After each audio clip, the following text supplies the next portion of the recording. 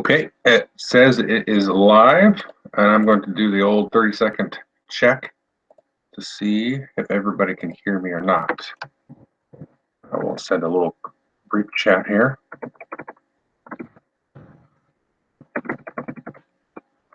And let's take a look.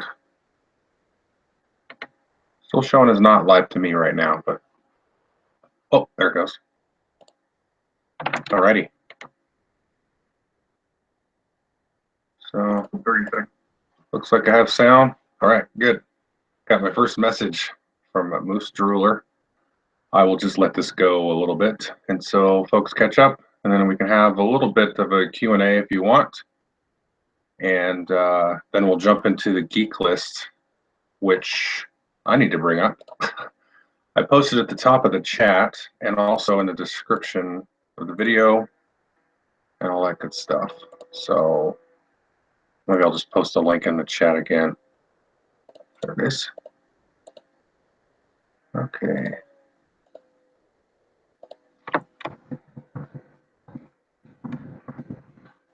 It lets me post a link. It did. Okay, cool. So it sounds good. Okay. I just want to thank all of you that are here right now. You guys are all Patreon producers, and I really appreciate the support. You know, it's a great thing. I've been able to get new sound equipment, which I've been wrestling with. I kind of bit off a little bit more than I can chew, but I'm making progress. The last couple of videos I did were sort of okay with the sound. There's a couple of issues with it, but I think I've got it sorted out. So that'll get better.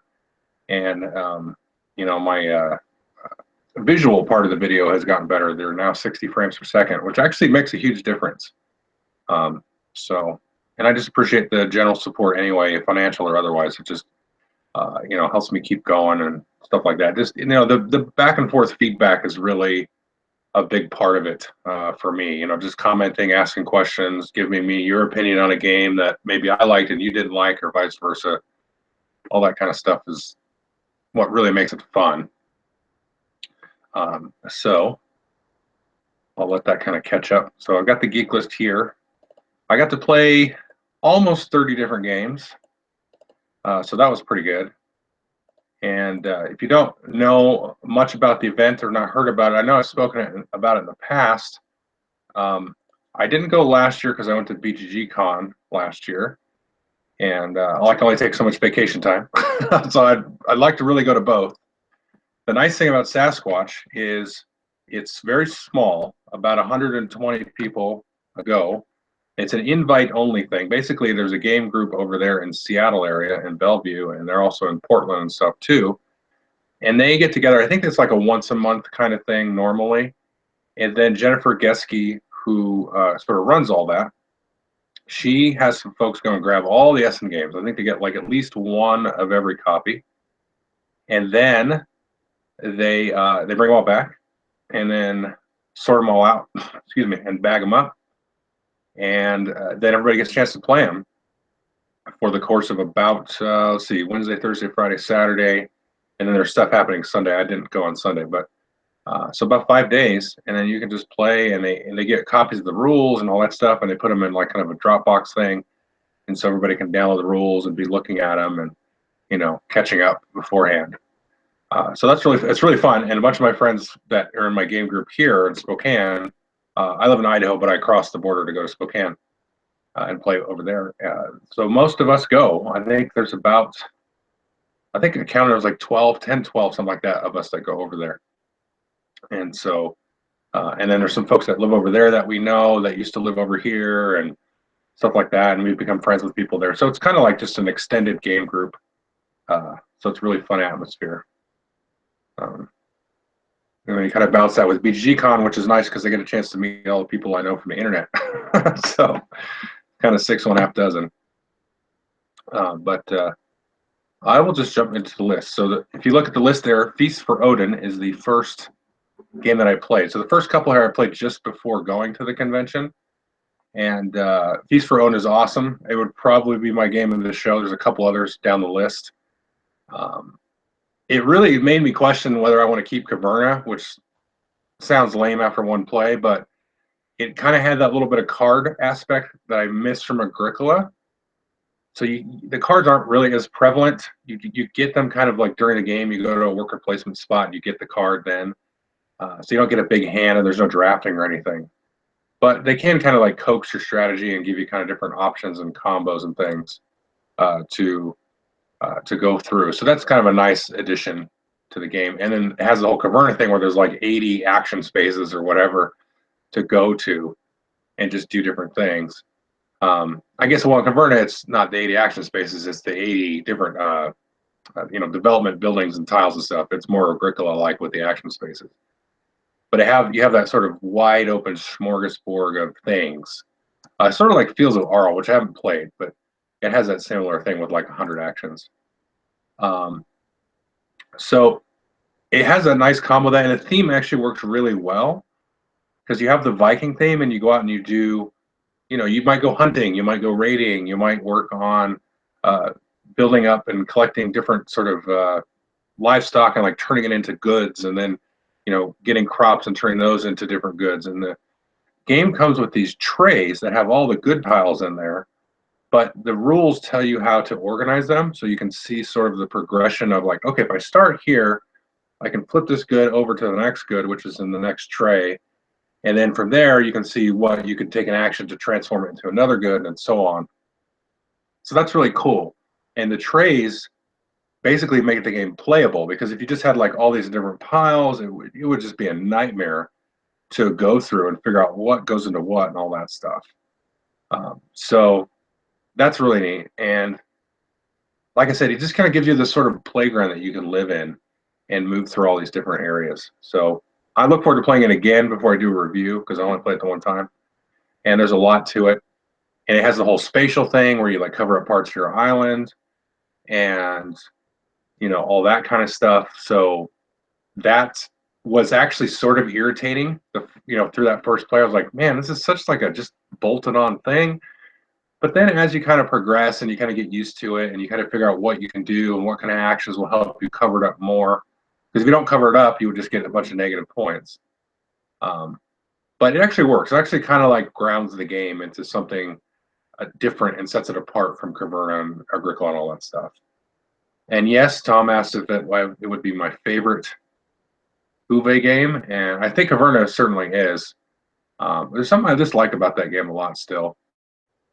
But yeah, this would be in competition for that. So I got to play it a couple more times. That would be at the top. So that was kind of Feast for Odin. And feel free to ask questions as I go along, because I know there's like sort of a tape delay here, and I'll circle back. The next one we played was Haspelknecht. I think that's how you pronounce it. Now, this is the third in a trilogy of games from this designer, and they're all about coal mining. Now, I haven't played the first two, but this is the first one to kind of officially be brought over to the United States with its own kind of publisher distributor, which is Capstone Games. And as far as I know, they're going to bring the other two. And I think this is like the simplest of the three as well. And I really enjoyed this one too. Just had the one play of it.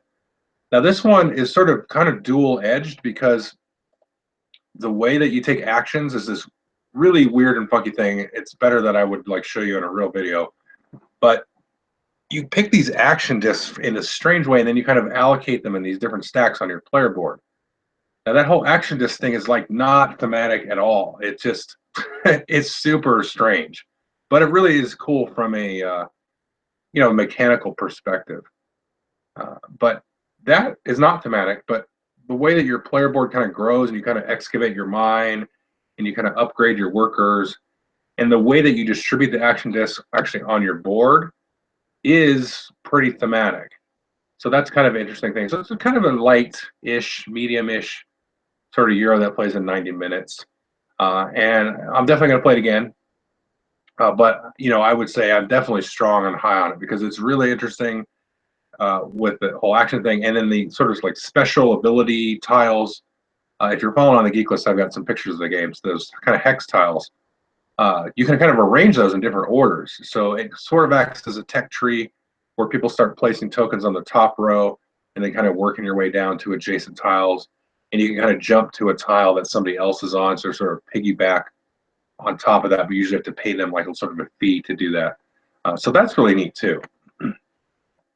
But yeah, I'm definitely strong on that one to start with. And the last game right before the convention we played was Escape Room the Game.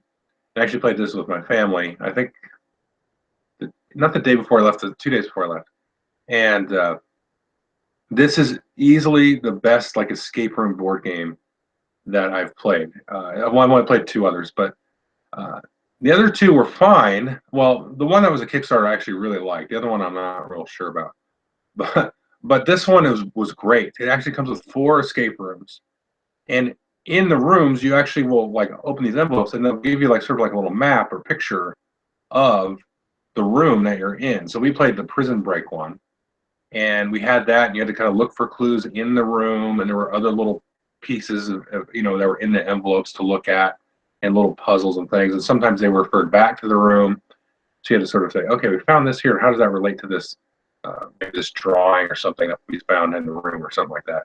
I don't want to spoil anything, but so that was really cool because it really got you into almost being like in the room environment, which none of the others really did. It was kind of like you open the box and there's a bunch of puzzles, and and I really like the one, but this one really pulled us in, and it has this, what is it called? It's called a chronometer or something like that. There's a sort of a device that you put some batteries in, and what you do is you actually plug these keys in and then hit you plug the keys in, and then it'll tell you if you got the right answer, and it knows what sequence to do it in.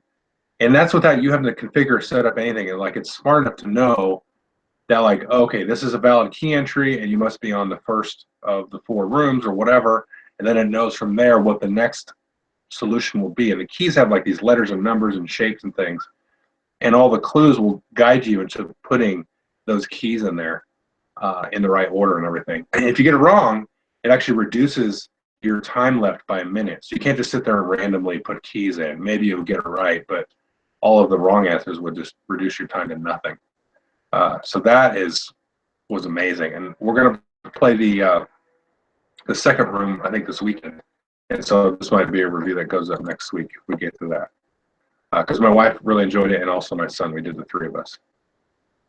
Okay, and so getting to the convention is Cottage Garden.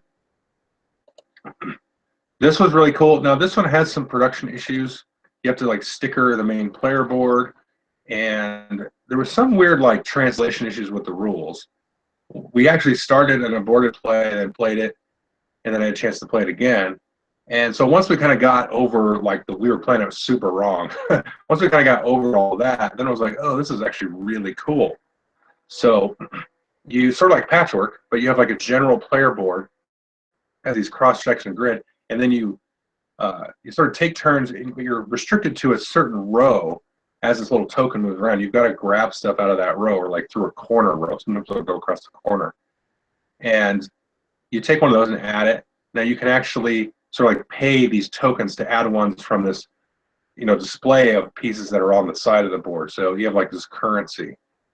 And it's not like patchwork where you're trying to just like fill up your whole board. You're like trying to fill up stuff around 2 separate boards, and then you score the stuff that's visible that you maybe didn't fill up. So sometimes you'll fill over like a flower pot or like a special I can't remember what they're called, a plant cover, something like that. And so you'll cover one up, but you don't really want to, but you'll do it because you won't trigger scoring of the board until all of the empty spaces are filled, all of the dirt.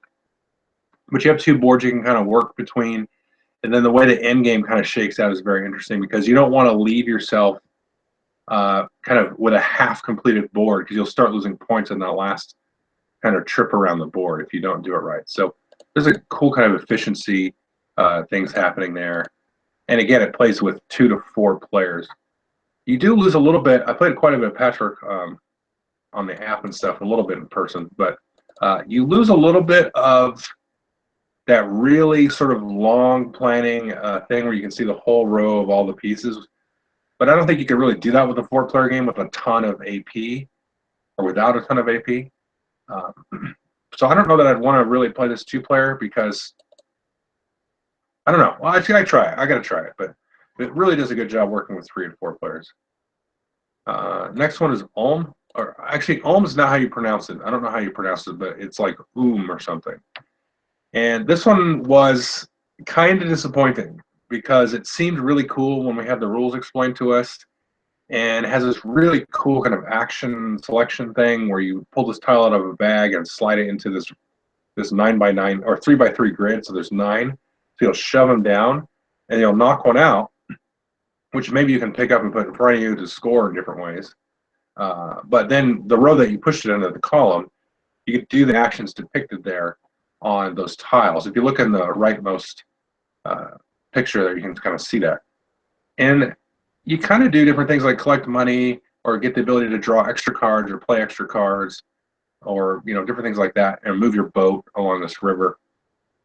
But it kind of, there's just a couple of issues with it because, like at the beginning, you can take these bonus spaces, and the bonus spaces give you like end game bonuses for other bonus spaces, and you have to pretty much do that because there's a chunk of points there. But then that ends up being like a random bonus. So it's like, okay, well, I'm getting bonuses for this stuff, and now I've got to kind of go do that. And so that feels very like, you know, you feel very corralled about what to do, and all this stuff is so early at the beginning. And if you, as you move your boat down, you pretty much have to choose between these special action spaces as your boat moves down. There are things that will sort of let you break the rules for that, but not very many. So it just kind of feels sort of on rails a little bit. And we did play with the advanced game, which I think may actually be worse than the basic game, because the advanced game will add these different events, and you sort of stack them on this cathedral type thing. And they'll change the rules slightly for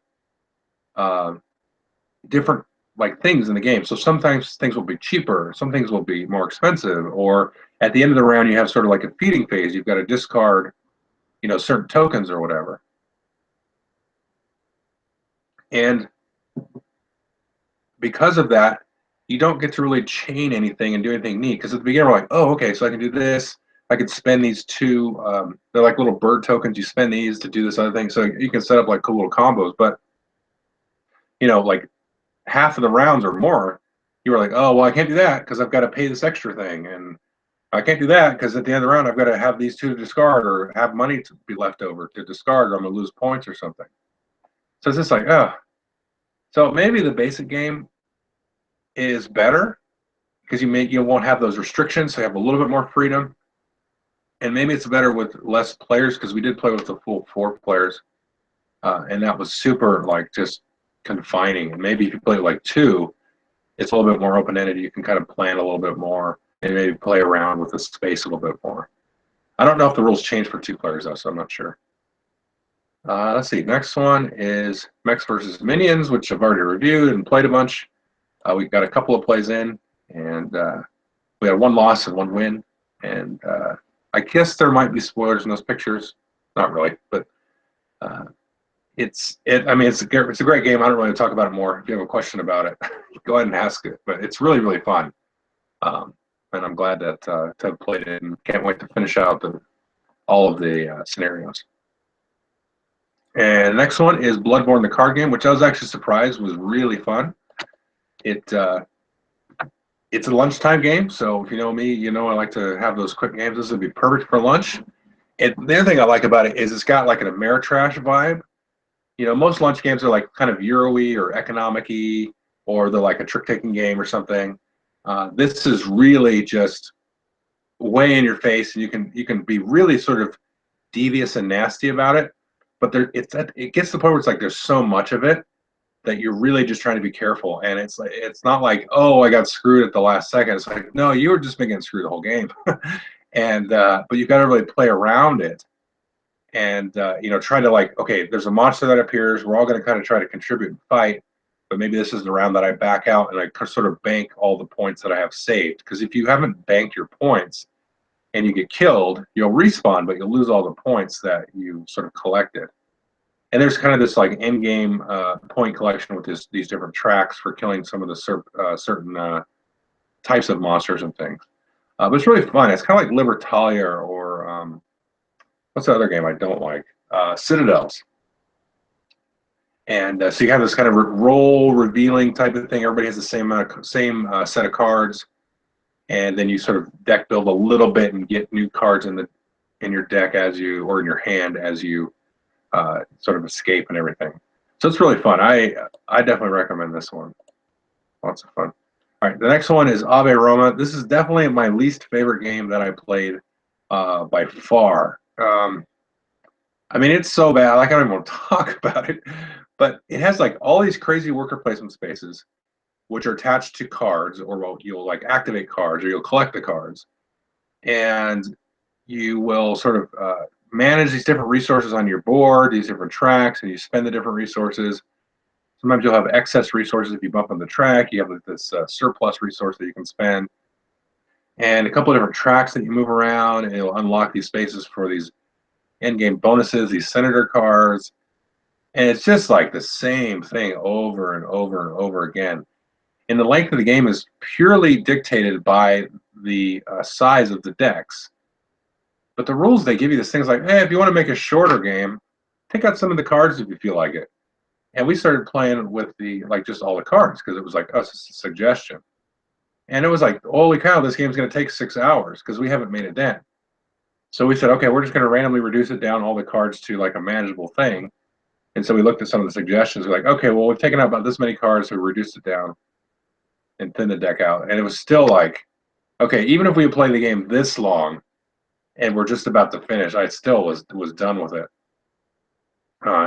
Yeah, it's just, it kind of feels like there was some cool stuff in there, but they got to rip out like 2 or 4 of the mechanisms and really pare it down or something, because it was just like so much just, I mean, I could go over the mechanics. I'm sure there's a video or something on it you could watch, but it's just like so much over and over and over again. Okay, so next one is La Granja, the dice game, No Siesta.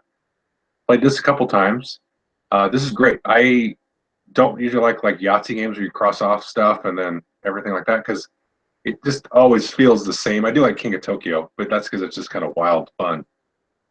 But this is really cool because it gives you kind of a couple different sort of engines that you can go for. As you sort of, if you look on the right-hand picture there, you get different goods from these dice drafting things. So the start player rolls a dice, everybody takes one, and then he rolls them again. You take the remaining, and then you have a 1 die left over that gives everybody the depicted goods. So you take all the dice, and you sort of just cross off the goods that you get, and you can kind of go for these different scoring tracks. Like you can go for shipping the stuff, or you can go for like building the roof tiles or getting these different worker spaces. And the roof tiles will give you little bonuses, and the worker spaces, as you cross them off, you'll take a tile and lay it on top, and that gives you special abilities. And those will combo with sort of an extra board that's off to the side. You can get extra bonus points. And then it also has this kind of cool sort of race to the end. I feel like in the middle picture, there's a board kind of at the top, and it's kind of like the hat track. And as you move up, you'll get more discs that you can add. But then as soon as somebody hits that top space, the game's over. So you've got to really keep an eye on that. And you can also use it to push the end of the game. I remember the first game I played, we had, I don't know, I want to try to remember the points. It was like 60 points or so was the winner. I think I won that one with 64. And that was because we were all kind of learning and playing. And then, but the second game, I was able to kind of put the screws down. And at a certain point, I was like, okay, I've got a little bit of a lead here. And I'm just going to run these hats up and push those up there. And you do get points. You get a point for each space that you move up on the hat. So the balance between that, sort of building your engine and driving that, and then somebody just being like, I'm going to race the finish line. There's a nice tension there. So that worked very, very, very well. Let's see. Some questions now. I didn't play No Siesta 2-player. And there's also some advanced rule tiles, like these little gray tiles that I'm going to try. I didn't play solo. We played, let's see. I think I played it 3-player and 3-player. I can't remember if somebody else sat down in the 4-player game. But it definitely 3 and 3. You add the different number of dice depending on the number of players. I guess in the 2-player game you can do it without re-rolling. And I definitely I'm supposed to be getting a copy of No Siesta, so if I do, I'll certainly keep it in the collection and take it to lunch group because it's a perfect lunch group game. We actually played it in the bar downstairs, Game 7 of the World Series was going on. We just had like a little table, like in bars, they have the little tables, and we just set up a little bit of room there. And we had our drinks and played there as the Game 7 was finishing, and it was perfect. It was enough to keep us involved between pitches, so to speak, and when they went to commercial after changing pitchers every other batter. But yeah, it was worked really well in that scenario. Right. And the next one we played was nimmt, which is sort of a variant of 6-nimmt. And 6-nimmt's kind of a guilty pleasure.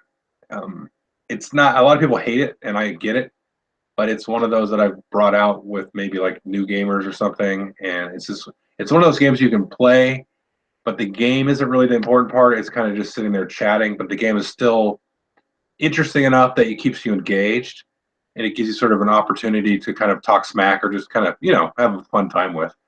Because the game isn't certainly dumb. There is some decision there.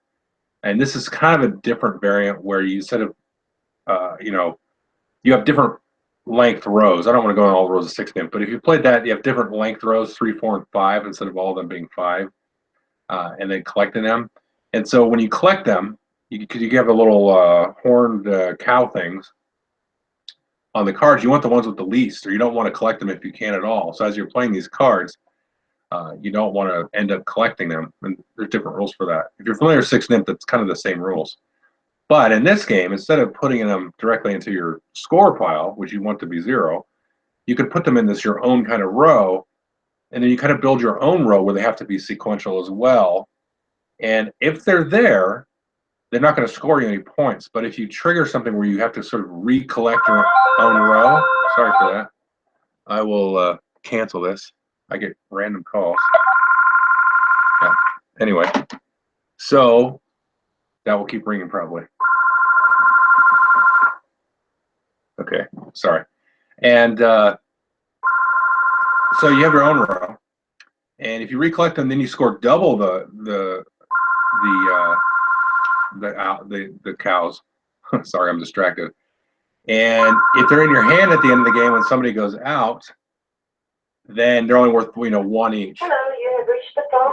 Yeah. Anyway, so anyway, that's that. It's kind of fun. But let's go to the next game. So spaghetti was okay. It's kind of a neat concept where you have these, noodles that are different shoestrings, and you have these kind of little plastic meatball things, and you sort of arrange it, and then you flip over a timer. I think it's 20 seconds, maybe not even that long, and then the person starts to pull out strings. Now you can only use one hand to pull it, and you pull it wherever you grab it. You can't like pull it and then move it. You've got to pull it out and then sort of not move your hand where it's connected to the string. So you try to pull out as many as you can. And all the strings are different colors and different lengths. All the yellows are like, this long, and the green ones are this long. And the longer ones are worth more points. And you can grab the meatballs as long as they're not touching anything but the plate. So that won't happen until the end. So, but if anything sort of touches outside the plate, the string, you drop it, or touches it, or the meatball rolls out, then your turn's over and you got to put it back together. And then you have to sort of like arrange it for the next player. Well, we mess with a little bit. We're just having to, goofing off. But you could really like get crazy with how intricate you make it, and just make it as hard as possible for the next player to pull the strings out. And then, the next player maybe doesn't care that much, and they just kind of throw everything on the plate. And then, it's not. So I don't know. It's kind of fun. There's a couple of different variants in there, and there's like little recipe cards. So I think it could be fun. I mean, I think it'd be great, like with kids and everything. And it doesn't take very long to play. So it's fun, but it's the game side of it's sort of, like I'd rather play Rhino Hero, but Rhino Hero isn't that much better than spaghetti, I mean, honestly. But so it's kind of fun. And then so the next one, this is an interesting game. The next one, it's called Mask of Anubis, and this is like a virtual reality game. So if you've seen like those cardboard VR box things you can get, they're like a couple of bucks usually. You can make your own. You drop your phone in there and you kind of look through it, and then it has an app, so you kind of tell the app, okay, we're doing this mission or whatever, so it'll randomly generate a room, and then one player looks and then he describes. You'll just look around, you can see all around you 360. You say, okay, I'm in a room this size, and there's like one tile or whatever over here, this way, and then it kind of merges and goes into a T or whatever. There's a curve or something I can see up there. It kind of banks off to the left. And on the wall on my right, there's a painting of a cat, and over here there's a statue, and then here's the dog. And so I don't know if all the scenarios are like this, but in ours, you had to like lead this dog to this exit or to this golden idol. So I'll describe it, and the players kind of put down tiles and things and markers. And then I hand it to Billy. Billy looks at it, and then he's in a different part of the the tomb or wherever we're at. And then you hand it to Francesca, and she looks at it, and so on. And depending on the number of players, you'll have different rooms. And then you kind of try to merge it together, and you tell the app, okay, we're ready to solve. So you solve, and it sort of walks you through it. So you move the dog as it moves on the graphics on the app, then you turn and stuff. So if you get it all the way there, then you win and ask if you won or not. But if you screw up, so we didn't win because one hallway was like one sort of tile longer than we had described it. So the dog sort of like turned into the wall, and then we knew that we lost. So it was really cool. It looked like there was a lot of different scenarios and things. There's like something where like a guy's like moving around. So as a reference there, you can do that. So it was cool. That the guys that had played it a couple times when I sat down to play it. It was super late when we played it, but it was cool. It was like Keep Talking and Nobody Explodes, where one person's like looking at a laptop or an app, and then the other player has like a manual that they printed out. So you're trying to figure out shorthand for some of the different puzzles. It reminded me a lot of that because you're communicating, and you're looking at something, they're looking at something. But one thing you can't do is like mess with what they've set up. You can like put a little token that says, okay, that part's wrong. So you can't go like refix it, as part of the game. But I think you could probably get to higher levels where maybe that isn't cheating so much, because it looks like some of the rooms can get kind of big. So you might want to be able to do that. But of course, you can help out on the other player's turn as well. So next game is Great Western Trail. Played this a couple of times, and this was maybe the hit of the show. I'll go over some statistics at the end because they keep track of logs and stuff. But for my money, Feast for Odin certainly is an excellent game, and Great Western Trail would be right up there. There's a couple others I'll mention in this high regard. I think there's a couple videos on this already. I'll certainly be reviewing it once I get a handle on it myself. But really interesting, different game. You're moving these cowboys on these trails. You have this deck of cattle that you've got to sort of use to kind of spend along your way, but then you want to end up with this perfect sort of hand to sell off at Kansas City as you move up. And you basically want all different cattle by the time you get up there, because you can't count the same type of cattle twice. So there'll be action spaces to sort of discard the cattle to pay for things, or discard them to get money, or even you can unlock action spaces on your own player board to throw them out of your deck, because you start with like 5 of these Jersey cows, which are a low value of 1, and you have a bunch of them. You don't even want one of them, let alone a bunch. So you can get actions there. And then it's got a bunch of other stuff, like you can hire workers and put on your board. There's cool little combos. There's like bonus objectives. You move this train around the track, which as you move the train up, when you make that final delivery to Kansas City, you can get more bonuses out of that. So it's really crazy. I mean, it works really well. It's just like this smorgasbord of mechanics.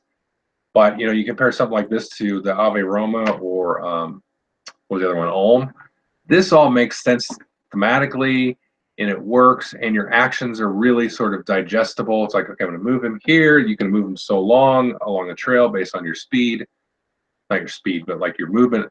And so it's like, okay, I move here and do this, and move here and do this, and move here and do this. After you play a few rounds, you're like, oh, can we start over? Because now I realize what I need to do, and away from there. And this is another instance of the scores in our first game were huge. They were gigantic. The cool thing about the convention is people would keep their scores, and they would just throw the score pad back in the box. So you kind of see how well you did. And we looked in there, and we blew another group of players away, and then we were like a little bit behind another. So we're like, okay, I guess we did pretty good. But then the next time I played it, all the scores were severely depressed, because now we were placing these buildings kind of blocking each other, because you've got to sort of sometimes pay a toll as you move through other players' buildings and a couple other things like that. And so now we've been a little bit more cutthroat and nasty about it. So that was really cool.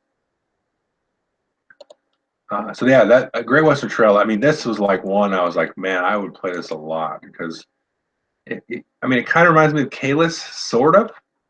I think just because you kind of see like the board grow and put the tiles out, but it doesn't really play like Kalis at all. Um, and it's got the cool Western theme too. It feels very thematic. You interact with these different like hazards on the board, and you trade with the Native Americans, and you can clear hazards and sort of get a benefit from that. But that makes it easier for players to move through and get to cooler action spaces. So it's got that visual, side of it. It kind of grounds it. That's really neat. The length of Great Western Trail, well, that's a good question. I think the first time we played 2.5 hours, but we were all learning it at that point. The second time I played it, everybody had played it except for one player.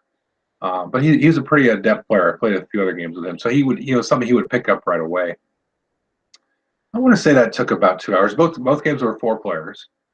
And so I would also like to play with 2, just kind of see how that is, because you won't have as much blocking. But there are some changes to the markets and things, so I think that will correct itself. But I would hazard a guess that with 2 players you could probably finish this in a little bit of over an hour. I don't think you could get under an hour, maybe after several plays, but I would say you're probably looking at about 90 to 2.5 hours. I mean, your first play you got to throw out because it's kind of a lot to take in. But then once you play, you're like, okay, so 90 to 2.5, depending on players and AP and stuff. And there you go. So the next one was Innis, and this or Inish. I'm not sure how to exactly pronounce it. This one was super divisive, very divisive. There was a lot of people that hated it, and there's a lot of people, and myself included, that loved it. Now it's sort of like Kemet. I would say a lot of people kind of compare it to Kemet, and you kind of hear Blood Rage a little bit because of the card drafting. It can be over very quickly. I could see this one finishing in a half an hour. Probably not after everybody at the table has played it at least once or twice, because then you can kind of see how these different victory conditions can unfold.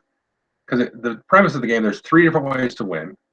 And once you meet the conditions of one of those ways, you can take one of your actions on the turn to take this pretender token and say, hey, I'm going to win if you don't stop me. And then players have to adjust that. So the ways that you win are very organic. You can kind of spread out and win. You can sort of localize and win. And you have these cards that you draft every round, and they're going to give you different actions. And this kind of like your basic actions in the game, like move guys, add guys, replace guys, attack in your adjacent location, stuff like that. And then you can get control of locations, which give you another special card. As long as you control it at the beginning of the round, you get the card. And then you can play cards to get the cards out of like this epic tails deck, which is kind of wild effects. And I think that might be the one sort of deal breaker for folks is the wild effects, because it's a sizable deck of random effects that are usually really good. So you have to be kind of prepared for that, and you have to kind of know that those are really good, because if you go into the game and you're just kind of doing this and that, and then Billy plays like boom boom, these 2 effects, you're like, oh, he was just drawing some random card. Well, you probably should have done something about that or tried to. But it's really wide open, and kind of there's like some negotiation, because when you move into a territory, you can just agree, okay, you moved in here, but fine, you moved in here, no big deal, we'll just keep going about our day. Or you can kind of engage in this tit for tat because of our combat thing, which is cool. And then you can stop mid combat. You're like, okay, it's not working. Let's just we'll call it quits. So there's a little bit sort of negotiation, and it has a slight diplomacy vibe when you get at it, because you can't really screw anybody over, but it's sort of like, it kind of just feels that way, because you can move in, make a peace agreement, and then on the next round, somebody plays another card, and then they're attacking you and they're like, no, we're actually attacking this time. But I liked it. I think it's one of those, probably a try before you buy, but I love it because it's got card drafting. The card deck is certainly knowable. Once you've drafted a few rounds, and I played the game twice, so I drafted enough, and I was like, okay, now I know if the game is in this sort of stage, I need to make sure I draft this if I get it, even if I'm not going to use it. Or there's another card that like lets you counter spell, you know, sort of negate the card. I mean, that can be huge as well. So you have to also think about that in terms of like, I'm going to play this card, which seems really good, and sort of try to suck out the counter card. And then like, bam, on my next turn, like, this is what I really wanted to play, you know. So that kind of stuff I really like. Yeah, so this aesthetics also are a bit jarring for Innis. I really like it. If you look at those cards up close, they're really well illustrated. And looking at the tiles, I think, yeah, looking at it from the far, it's these weird jaggy things, but they're really nicely and lovely painted, you know, tiles. So I getting up close, it works really well.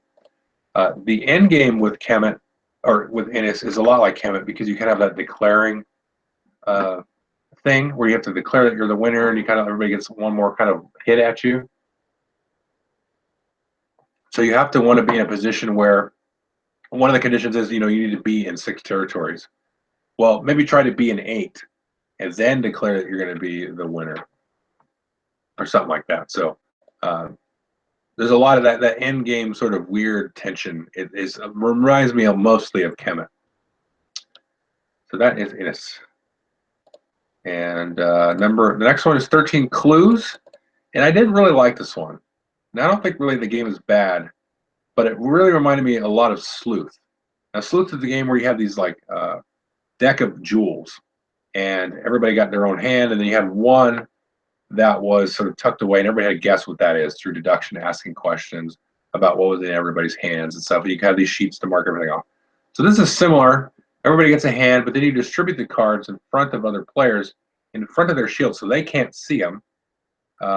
And it's sort of like Hanabi that way. But you can ask questions. You can see everybody else's cards, and then you have some cards that only you know are sort of hidden and not, you know, in anybody's or in front of anybody's shield. But the same kind of thing. You ask questions about the color and the types and all that stuff, similar to Sleuth, and you mark stuff off. Now, we played it with 6, so maybe that wouldn't be a great player count because when the person came their turn to guess, the way you guess is kind of neat because as you guess, you spend a clue token, you give it to the person you asked a question of. So you could end up with a lot of clue tokens and have a lot of questions to ask on your turn. So you have to pay attention to what other people are asking other people because that's going to sort of indirectly at least give you clues to what's going on. And so you're going to mark up your player sheet, you know, with questions and like, oh, did you mean that one? Okay. But at the end, when somebody guessed and they got it right, they had all 3 of theirs figured out. I had 2 of mine figured out.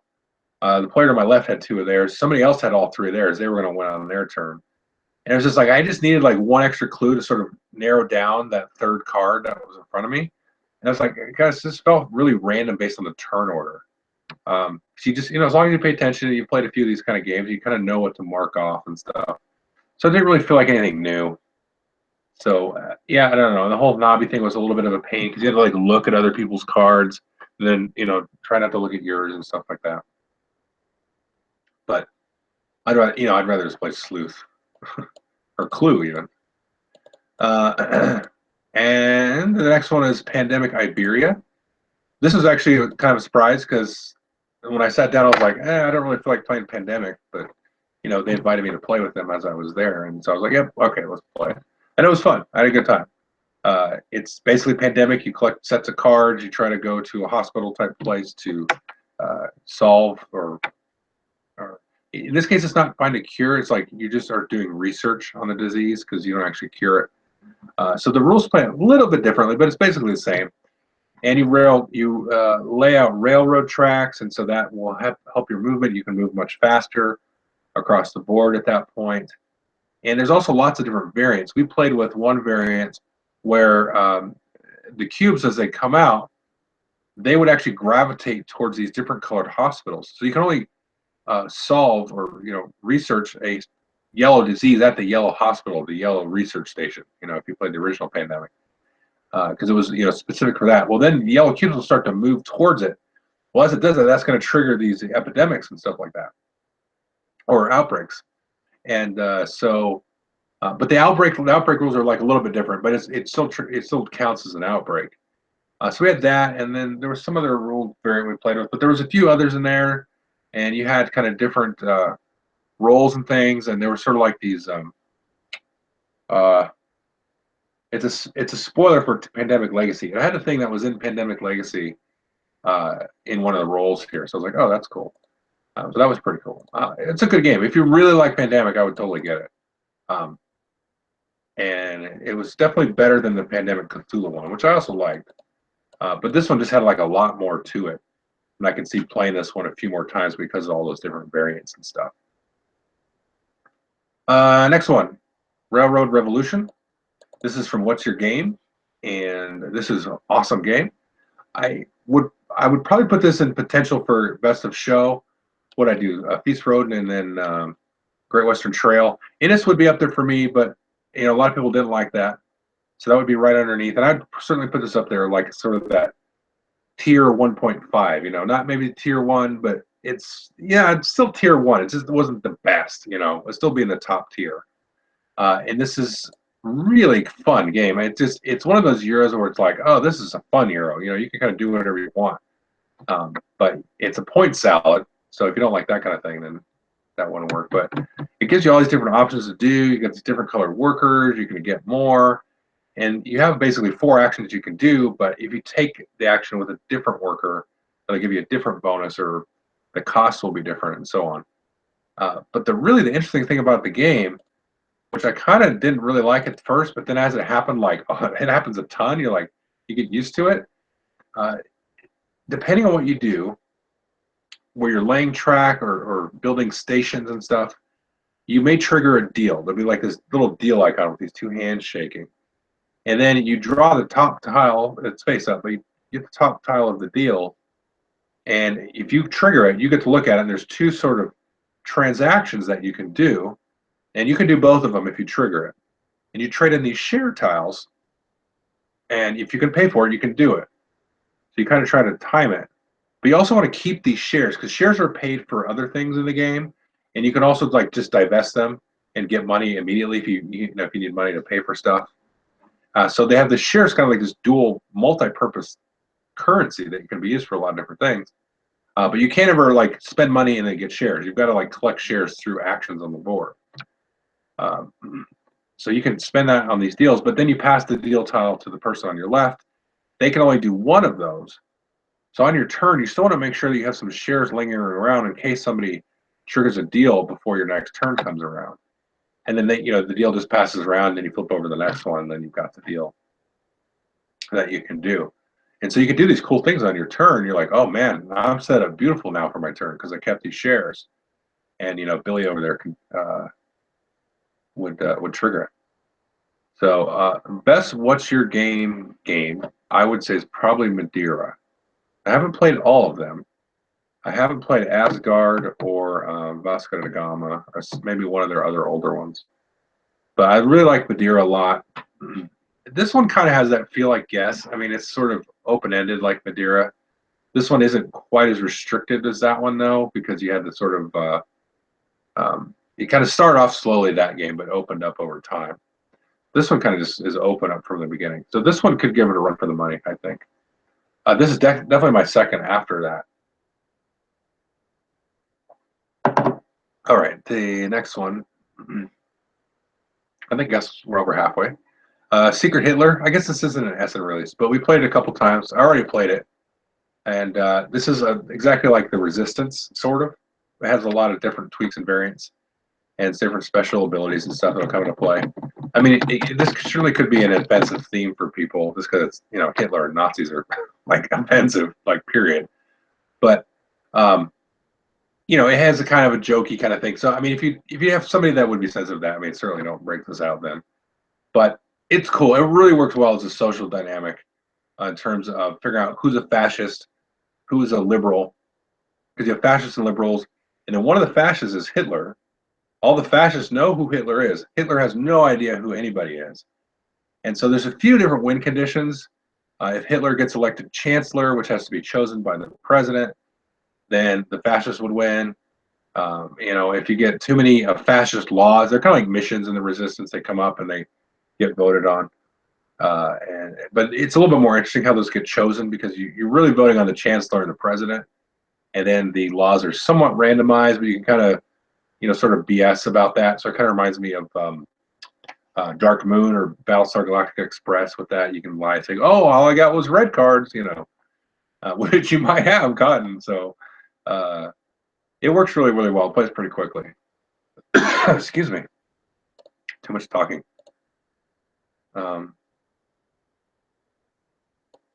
Let's see. Oh, so questions here. Oh, I didn't know Beanhouse was What's Your Game. That's right.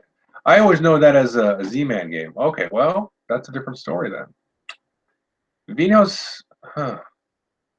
I like Beanhouse a lot. Okay, well, Beanhouse and Madeira, I would go back and forth on those because I like them both. I haven't played the new Beanhouse either, so I hope to play that soon. So weight compared to Feld's, yeah, it's probably a little bit heavier than most Feld games. I mean, like Trajan, it would be a little bit heavier of a Feld game. I'd probably put that up there with that. Maybe this one probably isn't as heavy as Trajan though, because Trajan's kind of nuts. First time you played anyway. Okay, so it kind of depends what game you're talking about. Let's see. Going back to the list. Oh, Secret Hitler. Yeah, I don't know. I like the Chancellor vote thing. I think it makes sense. I mean, I don't know if you played it, James, but I played it. I think 5 times now total. 5, games, 2 sessions though, and I don't know. It seems to work really well. And now I should say that the group that we played it with at the convention wasn't as high on it as we all were when we played it kind of with our full group back here. But we're all kind of suckers for like One Night Ultimate Werewolf, and I mean we played like all of the different social deduction games. Good Cop, Bad Cop, which I don't like. There's one that's like Mayday, Mayday, which is horrifying, which reminds me of like a Good Cop, Bad Cop, and the different resistances and werewolves and all that stuff. But yeah. And next one is Seven Wonders Duel Pantheon. I think this is a must-get expansion if you really like Seven Wonders Duel, which sort of sounds like duh, but these basically replace the guild cards. You take the guild cards out, you throw in some kind of set collecting kind of thing at the end, but preceding all of that, you have this Pantheon of Gods, which are these different special abilities, which you sort of draft at the beginning in the first act. You put them face down, and then once the second act or second age comes up, then they're revealed, and then you see what's possible to be bought. But you put them on this like arcing board, so anything that I place close to you is going to be cheap for you to buy. Anything close to me is going to be cheap for me to buy and expensive for you. And they all cost gold, so it does make gold like super important. I mean, it's already really important in the game because you need it to do trading and stuff. But having the ones close to you are really cheap. It's like $3 for the one that's close to you, so it's not that expensive. But if you want to be able to sort of snag one from your opponent, it's a very interesting dynamic there because it's like, okay, I've got the gold, you have no gold, so I'm going to go after yours that are closer to you and that kind of stuff. And the effects are pretty good. I mean, they're really good effects. And there's a variety of them. I think you all only have 6 out in a game. There are effects that let you dig through the ones that are not in there, but there's another 12 that don't get used in the game. And you kind of like, you trigger them and draft them and stuff. Like as you reveal the cards in the pyramid. So that's really cool. I mean, they're way more interesting than the guilds. I mean, the guilds are fine. You get like bonus points, but it's like a whole other mechanic. So I've really come to enjoy that game a lot more over time because I played 2-player a lot. Well, not a lot, but I mean, well, a lot. At lunch when we only have 2 of us, so it's like, oh, default go to Seven Wonders Duel because the folks there that have really liked it, and it's an easy call, and we've all played it a bunch now, so it plays out. And the strategy is just it's all that. Now we've totally consumed all the different ways to win. I mean, that sounds really weird, but we've won militarily and almost won scientifically, and there's good back and forth with how the resources come out. Sometimes different resources are revealed at different times depending on how the cards get dealt out. So this is going to be a good buy for us. Well, not a buy. I've actually already got it. Let's see.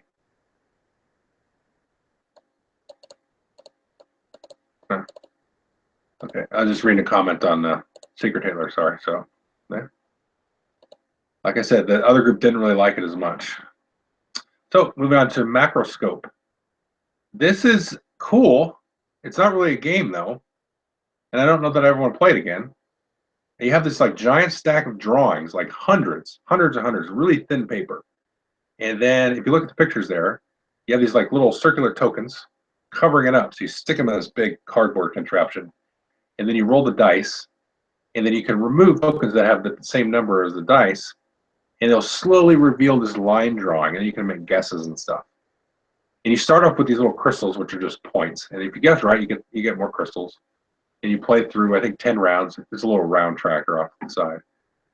But if you make a guess, then other players can challenge you. Now they have to pay crystals to do it if they're challenging your guess on your turn. And then you guys will look at it, and then you'll lose. Gosh, I can't remember how it actually works. So you lose crystals if you get it wrong, and then you'll gain crystals equal to the number of tokens that are still covering the drawing. So it's kind of interesting. But yeah, I mean, I don't know. It's just like guess the drawing, you know. And depending on what the drawing is and where the lines are, you may flip tokens up and just reveal white space. So that kind of stinks because it's just like, okay, that was random. So there should always be something underneath some of the white tokens, I would think. You know, or you just got like one little like line. It's like, oh, I mean, it's kind of funny too, but yeah, it's okay. You know, I don't know. I don't really care to play it again. I don't know that I would. If somebody brought it, I was like, yeah, let's play this. I'd be like, can we play one of these instead? But it's kind of a neat thing. It'd be fun with kids, you know. Adrenaline, got this play this a few times, and this is really fun. I think it was a little bit divisive. Just because this is definitely the most Ameritrash game that was there. I mean, there's no dice, there's no luck really. Turn order is like the only luck. I mean, it's just some like random ammo counters and the weapons, but they're all there. You know, it's all just whatever's there, and they're all pretty decent. But it's really just like a quick, fast, like just shoot each other in the face game, and it works really neat. The mechanics work really well for this because all the different weapons, like of all these different like little intricacies that they can do, the iconography is kind of overwhelming. But once you play it a little bit, you know, it's fun. And there's just the board you can set up in different ways. You can make a very tight board or more open board based on the number of players. The way that you sort of utilize your actions is very much like a resource or a currency that you have to spend. And you kind of want to be in a situation where you can make the sort of get the drop on somebody.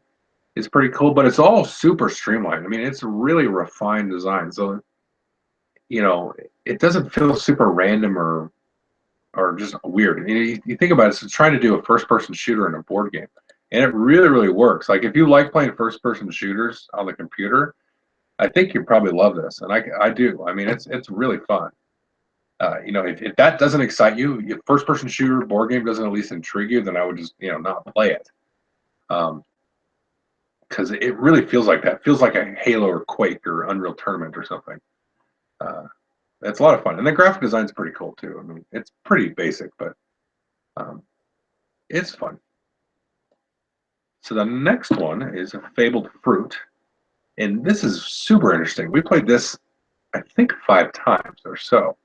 The mechanics are super simple. You set out all these cards, and they're all a bunch of worker placement spaces, and you put your worker on there. You only have one worker, and you do the action, which might be like draw some cards or whatever, or trade cards, or give a player 2 cards, and they've got to give you 2 back, and they can give you the 2 cards you gave to them right back, or 2 other cards, or whatever.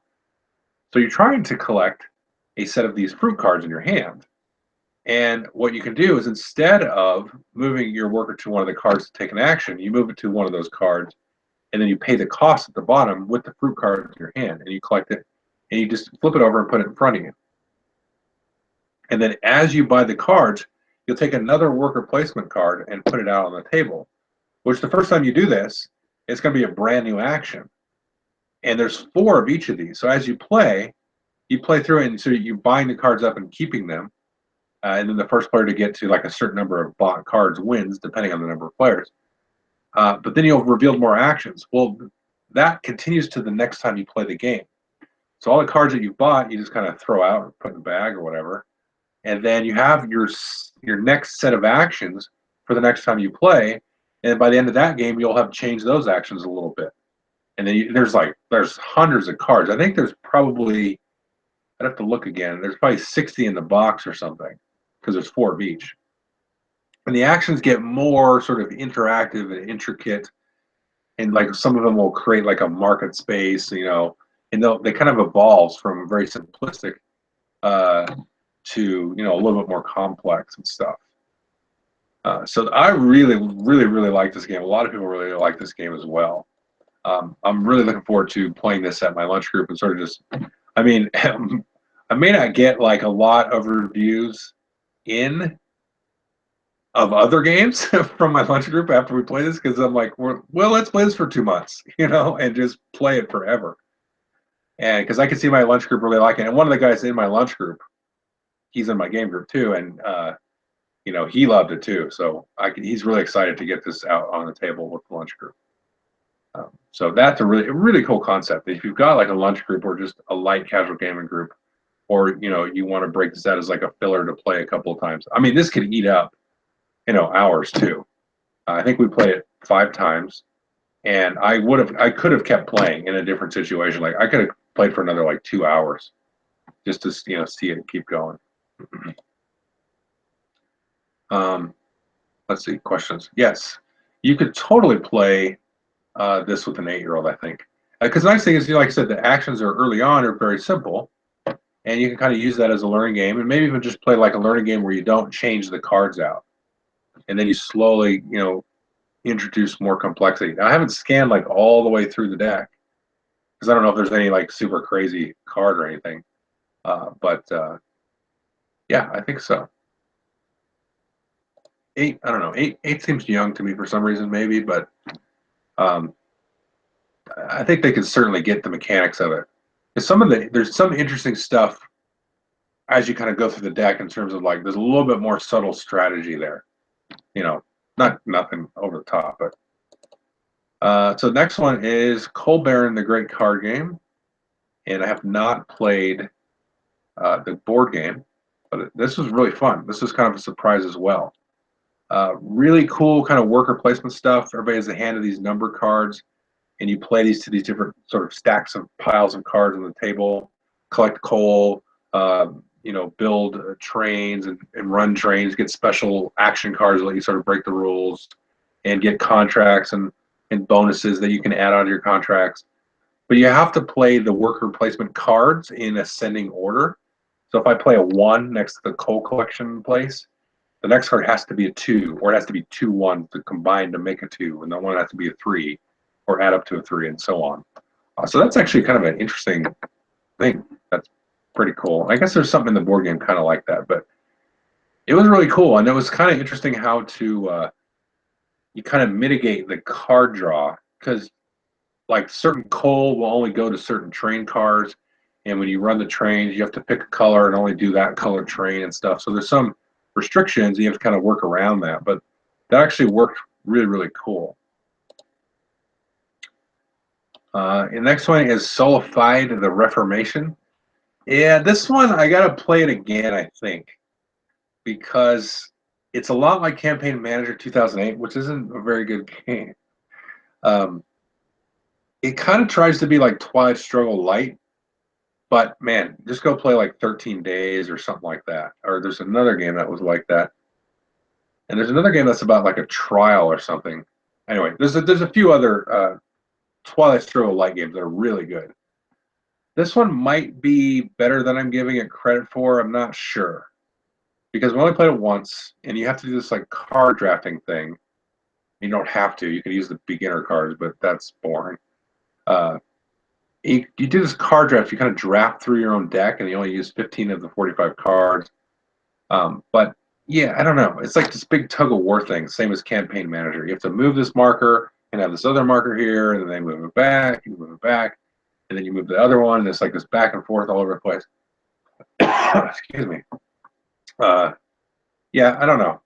I could see some people liking it, but it was kind of boring. Let's see. Next is Yorvik. Oh, okay. Question here. Coal is the theme for 2017. Yes, it is. And is Coal Baron a good lunch game?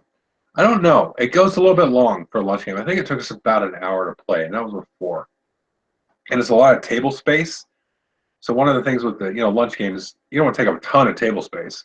Like I wouldn't break out. I don't know what's a light game that I don't know, like Deception. That's kind of a tough game to play at lunch because there's a lot of shouting too. So I'm talking about lunch like in a work environment or like a public environment. 13 Days is awesome. I love that game. Yep. Okay. Next game, Yorvik, which is Spikerstadt with the expansion built in. This game's awesome. A lot of people don't like this Spikerstadt game, even with or without the expansion. It is pretty dry, cutthroat, very sort of unforgiving auction game.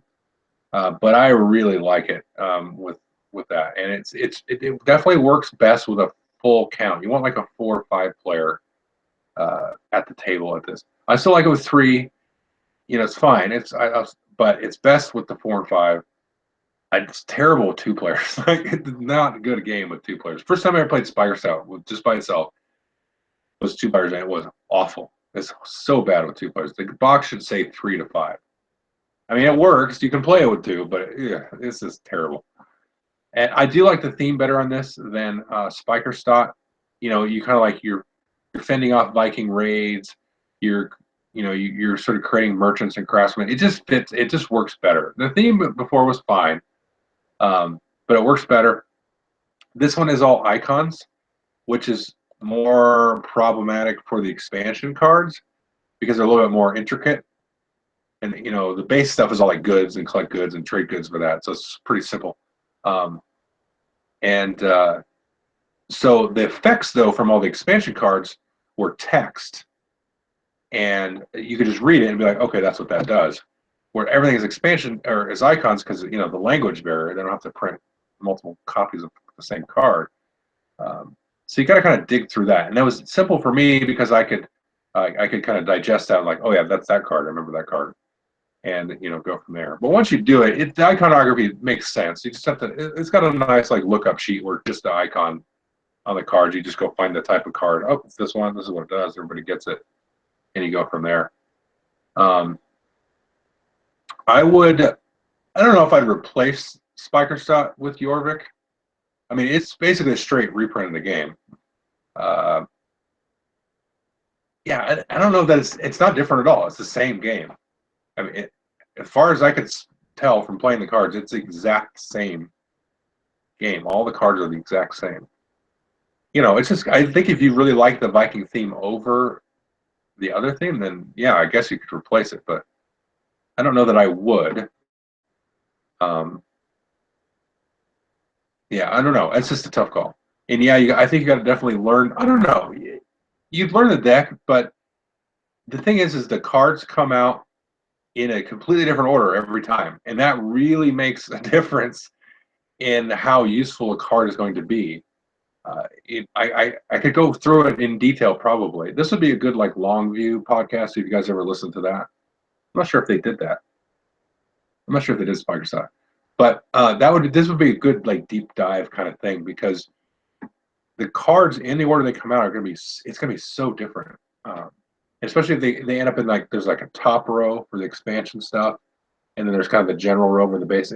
Depending on which row they end up, that's going to be a completely different way to play it. Not terms like it's not like heavy mechanically, but it's just strategy wise and like how much money everybody has. It gets pretty cutthroat. But certainly, kind of knowing what to expect. There are some cards in the expansion stuff that are very like directly like you are going to mess with players. So that's going to put some people off, but it's not like surprise, you're screwed. The card's going to come up and everybody's going to be like, ooh, like, oh, that's the card we have to make Billy pay $100 for. Or, be in a situation where it's like, okay, that card, I'm going to put myself in a situation where that card's not going to affect me at all. So they won't use it on me, that kind of stuff. But you can see it, it comes up and then everybody has a turn, turns to bid for it and stuff.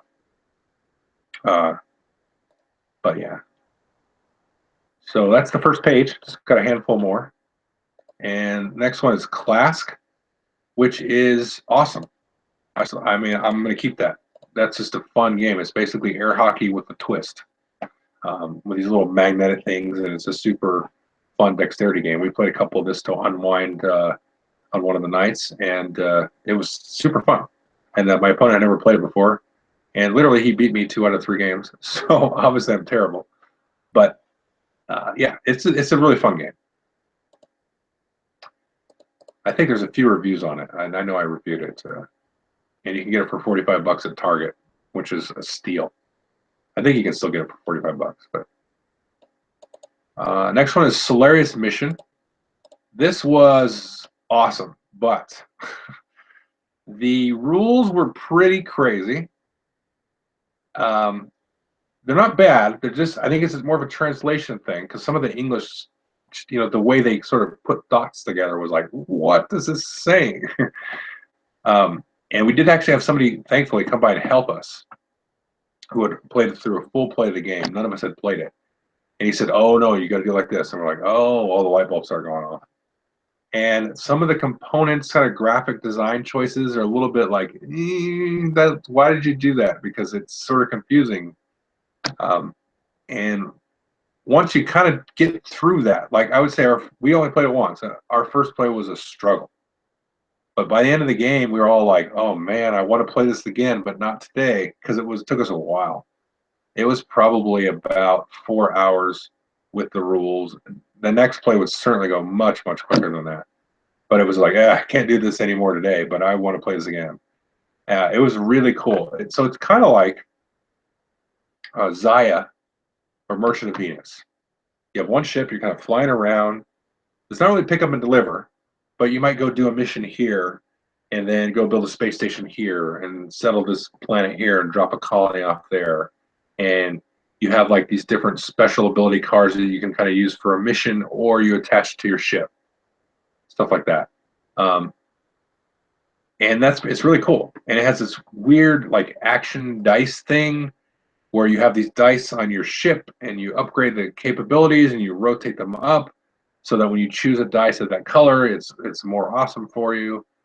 And you've got to spend fuel and gold, and some of that, like gold, you can spend and become different resources, and you can spend resources into gold.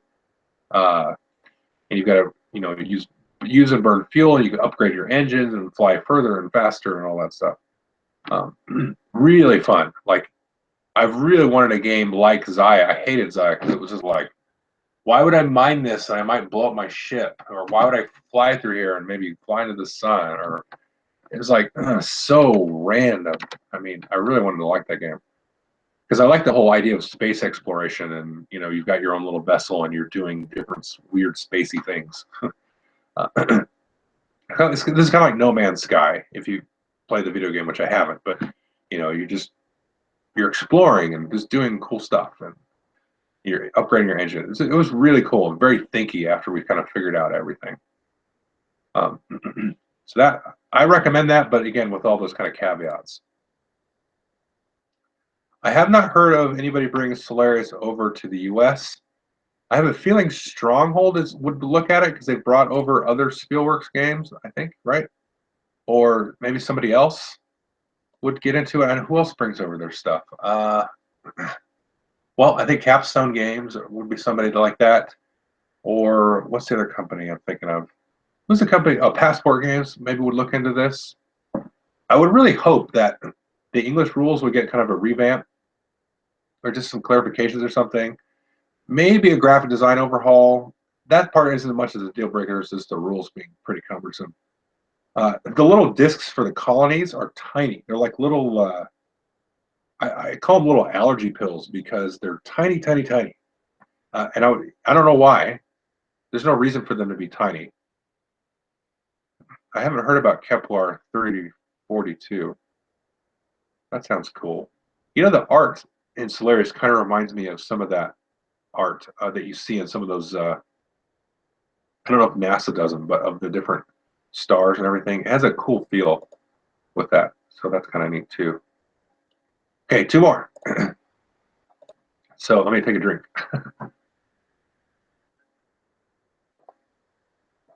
Next one is The Arrival. This is actually kind of redoing Mordred, which is a Martin Wallace game from the 90s. This was really fun. This is another one where we played the game. We only played it once. We played it and we were like, why is this a game? You know, like, this isn't that interesting. But then by the third round, because we played 4 players, you only play 4 rounds max.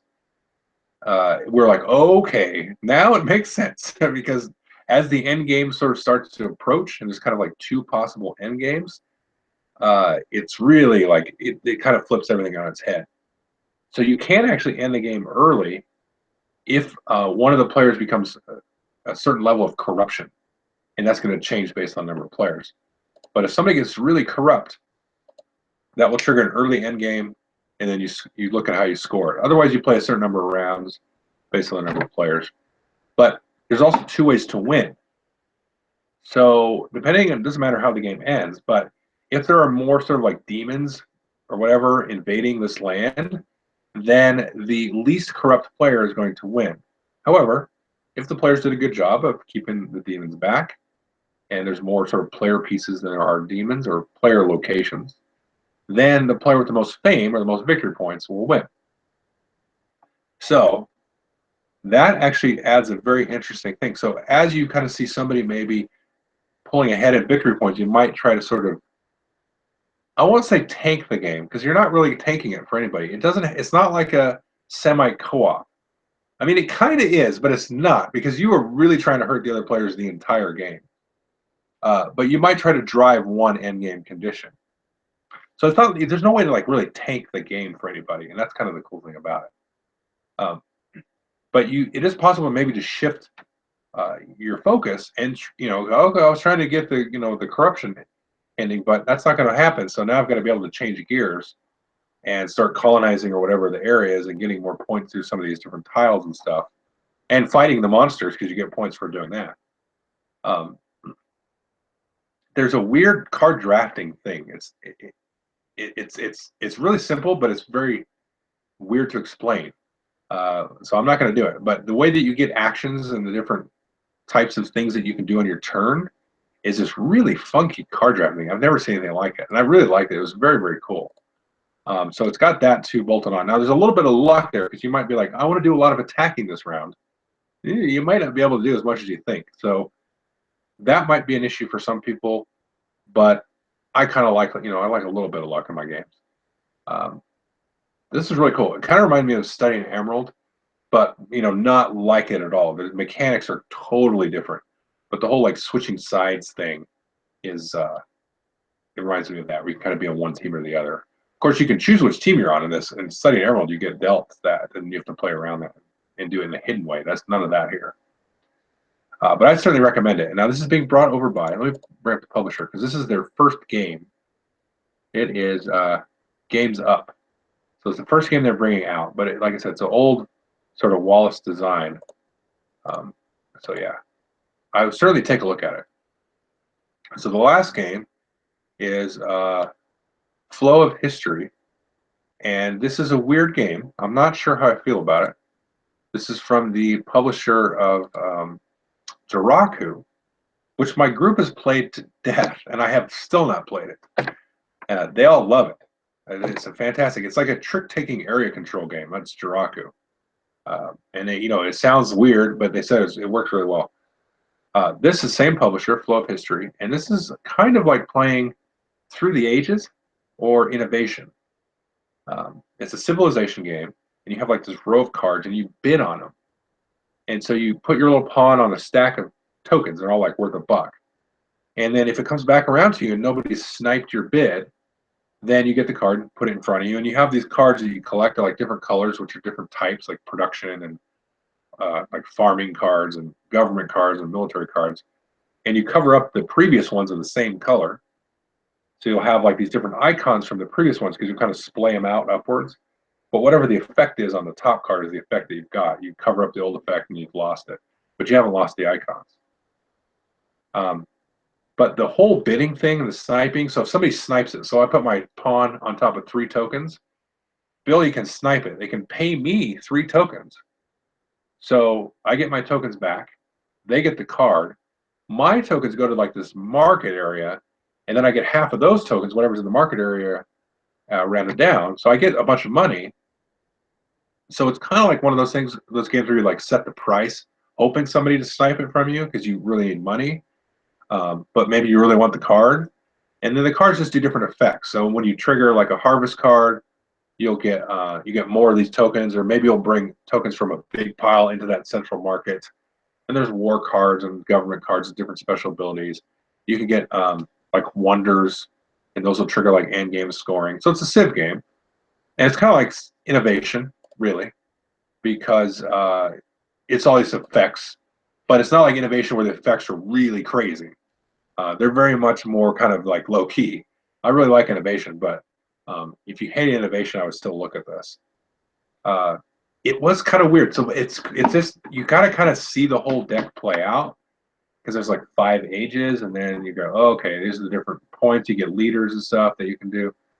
You just kind of see how it plays out because I'm not sure how I feel about it because it was fun, but it wasn't like it was okay. It was good, but a friend of mine had played it a couple of times, and he said that the game that he played in previous to that played out a lot differently. Like we had a super tight economy the whole game, but because of what people were covering up and stuff, in the other game there was a lot more money injected, so the bids were a lot more fun. They got out of control, and there was a lot more effects and things that were kind of going off and everything. So I think we just played a little bit more conservative, and maybe that had something to do with it. So it seems like you could play it a few different ways.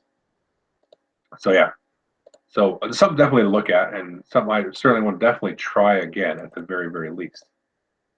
So that is all of the games that I played. I'll certainly be reviewing these in some of them, at least in short order. And anyway, I just want to thank all you guys for joining. I guess that was about an hour and a half. Is that about right? Let's see. Yeah, about an hour and a half. That's about how long I wanted to take. So I'll just sit here sort of awkwardly while you catch up to me. If there's any other questions, somebody asked me a question on Board Game Geek, I'll sort of type and answer that. Their question was, if they didn't like Lagrange, if they would like Lagrange the dice game. And I would say probably, because they're very different. But also I wanted to say thank you again for you guys for joining in. Now I'll go ahead and make this public here after we're done and stuff like that. But so upcoming reviews, that's a good question. I certainly will review, let's see. Well, I can certainly review Bloodborne and Fabled Fruit and Innis. I like to try Innis 2-player. Let me try that 2-player first. And Feast for Odin, I want to try again. And what else? The Arrival, I could certainly do that one, I think. Arrival, I got to play with less than 4, though. I think, I don't know. I don't think you want to play the Arrival with less than the full player count, actually. Yeah, I don't know. It just I just know it's not going to be fun 2-player because you have the 2 victory conditions, and you just be kind of like going through the motions. I'll need to double check about certain rules and stuff with that. Bloodborne, I could certainly play again and review, and I did get a copy of the new version of Acquire, so I'll probably do a micro review of that. That'll be more of a component review because I've reviewed that and I played that, a lot. 50 times maybe. I might be exaggerating a little bit, but but I played it a ton. And they re-released Acquire, and it looks really good. I just kind of did a scan of the components. I'm not sure about the actual board. I need to see that in a good light. But it's definitely an improvement of the previous version that Avalon Hill / Hasbro put out. So that's kind of a general thing. I think I'm forgetting something. Oh, you know what I played recently that I'll certainly be reviewing? We played it a couple times this week at work. It's called Trick of the Rails. That's a really cool game. I'll certainly review that soon. Terraforming Mars. I mean, I haven't played that in a couple of weeks, but yes, I still want to play it. And same deal with Arkham Horror. I played that a few times and then reviewed it, and I just haven't had a chance to play it again. I want to play it again. It's one of those things where the whole reviewer side is kind of like, yes, I would play it again, but I have a giant, huge stack of games I want to play and review. So it's not a normal position to be in. You know, I know I watched Tom Bassel, and I know he kind of goes through the same thing where he's like, this game's really good, I'm getting rid of it. You know, and I'm at that position where it's like, I don't know that it would kick anything out of my shelf, but if you asked me a question a different way of like, hey, if you had a choice of like 10 games and you lost all the games in your collection or something, would I be cool with like Terraforming Mars and Arkham Horror? Yeah, I mean, I certainly would play those like 10 more times each for sure, no question. I haven't played the Tesla versus Edison expansion, um, so I don't know how any comments on that. Hey, Kickstarter's on my radar. I'll tell you.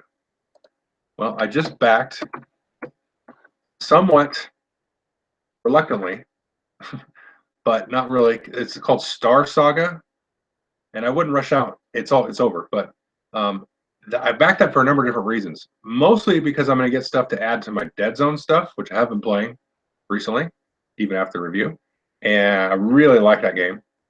And this is going to come up with extra stuff for Dead Zone. It's going to have its own sort of like dungeon crawl built in, which I'm like not really that interested in. It looks cool. It's basically like Dungeon Saga, which is another game from Mantic, and Space. But it looks like it's kind of more refined. I know they have some issues with Dungeon Saga coming out, which I haven't played, but so it has that, and then it also had there's this new game now, and I know I talk a lot about Frostgrave, which I'll do a review soon of, and real soon actually. Actually, I should remember some of the games I'll definitely be reviewing Frostgrave very soon. So sorry to tangent.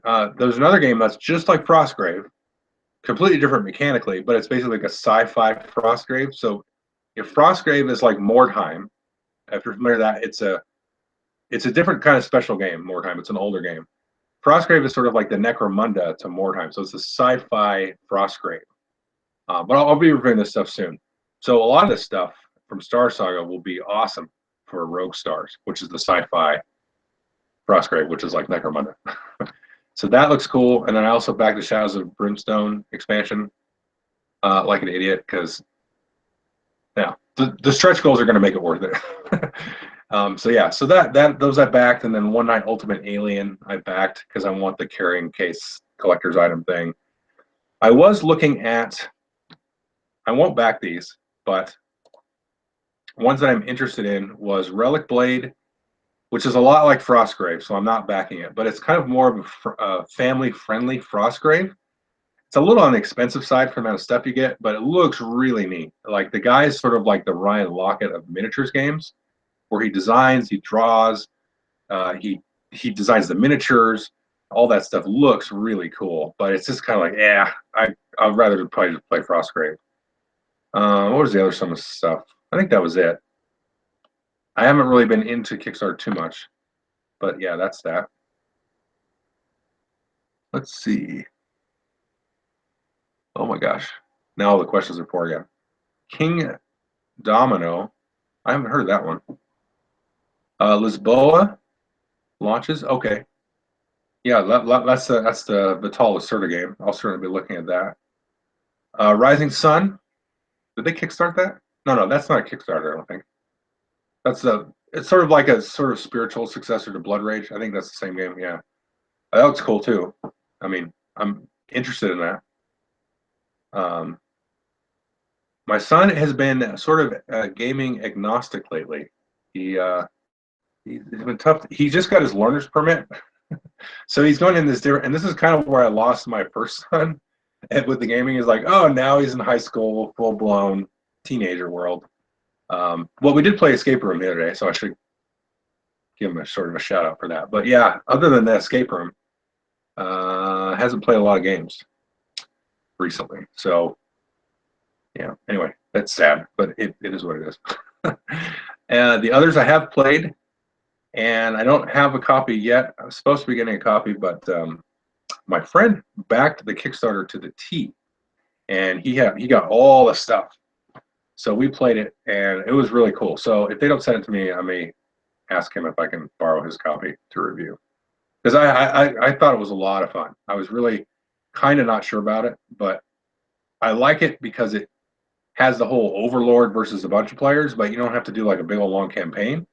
And you can just kind of take turns playing. And there's like, he's got all the stuff, so we played a bunch of weird stuff together, and it was really cool just to kind of mix and match the what are they called? Not the old ones, the sins, and all that kind of stuff together. So yeah, it was cool.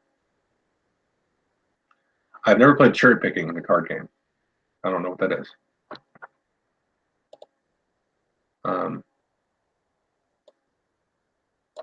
Yeah, so that, I think that was all the questions for now. Let's see. I'll give you guys a minute to catch up. But yeah. So I think I was saying I would post this soon. I do have to feed my dog soon and get dinner generally.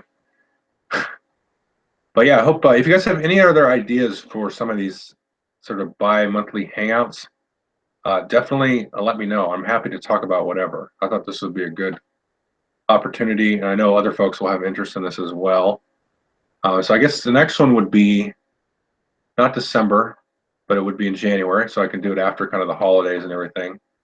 And I will have I've done a best of the year list kind of thing by that point.